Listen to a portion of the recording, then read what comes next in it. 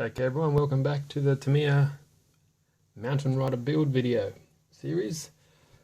Up to the actual starting to put together the leaf spring suspension and the front and the rear diffs, and putting on some parts that actually need gluing on with a bit of rubber cement. So that's it's like a steel, and this is like the hard plastic. So I've just pre-done these so they don't slide around. You can see, let's build this step here. So these need gluing on, and once I attach them to this main axle housing here, I need to add a little bit more there and up here, but it doesn't look too bad. So let's get cracking.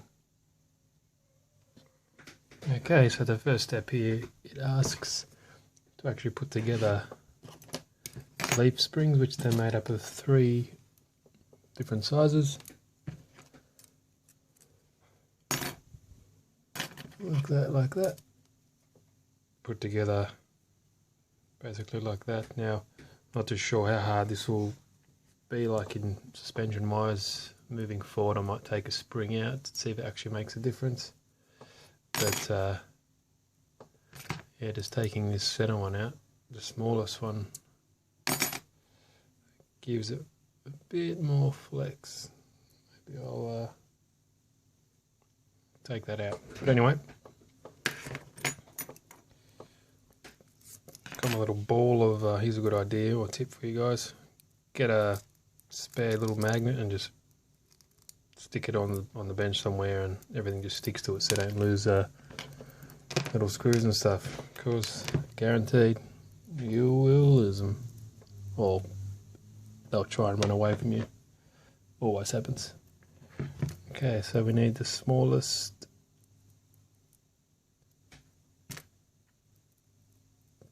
block nut, one there and one there, and another one of these.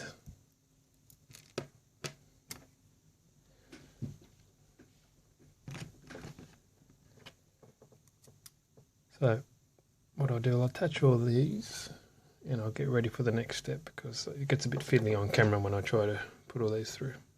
So give me a minute. Okay, nothing really exciting, but there we go. So one more set of those. Well, actually step 10 and step 10, you need to do 4, obviously, 2 for the front and 2 for the back. So I'll get cracking on those. Okay, so I've decided to take one of the springs out on each, which is the smallest one.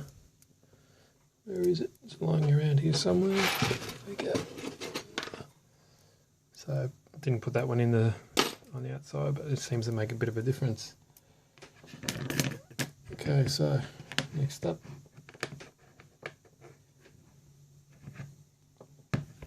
these little U shackles. What are they called? They're actually called U-shaped bolts by the instruction manual. So we need 2 of those. And it's going to get a little bit tricky. It's going to ask us to do this.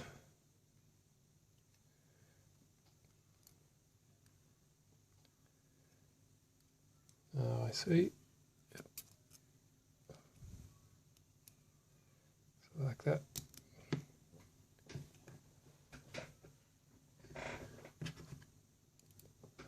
And like that. It's going to feed through the axle.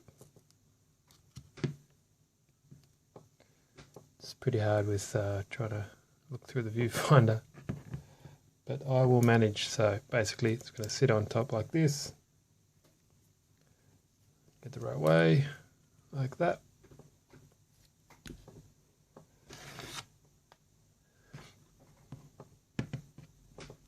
And the axle holder is what it's called, sits up here. Kind of like that.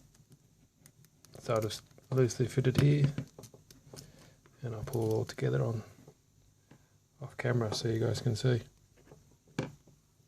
Looks pretty good. And so we got to make sure we put Loctite on these nuts up here, because they're not nylon, so they will move. So there we go. Alright, I guess I'll do both these sides and show you how it looks. Okay, so that's one side, and you've got to make sure that stipulates in the manual, and of course I have to stick it in there. And I'll wipe that off. Then when you look at it on the side, this should be, you know, flat, so it shouldn't be kicked up like this, or you got to make sure when you tighten it down, everything's nice and center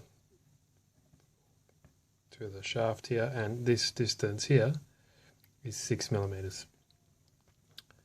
Also it gets a bit tricky, but these also, they kind of fit into here like that. Pretty cool. I'll put the other one, I'll show you how it looks. And there we have it. This is the rear section. Looks nice. Bit fiddly doing all this section because this has to be 6mm from here to here, and also has to be straight this direction, like with the shaft, for example. Plus these U-bolts can't be kind of bent either way. So there we go. This is step 10. I'll do the front one here. It's exactly the same. Only difference it's saying is it wants the distance from here to here at 6.5mm, so 0.5mm more, and 0.5mm more, and as you can see here, the rear has to be straight. This one here, 6.5mm, and also it wants a 5-degree variance, a 5-degree. So yeah, there we go. Alright guys, hope you enjoyed step 10. Looking forward to step 11, because that's actually attaching the rear axle housing and the front axle housing to the chassis. It starts to look more like a truck. So, thanks for watching guys. As always, appreciate it. See you next time.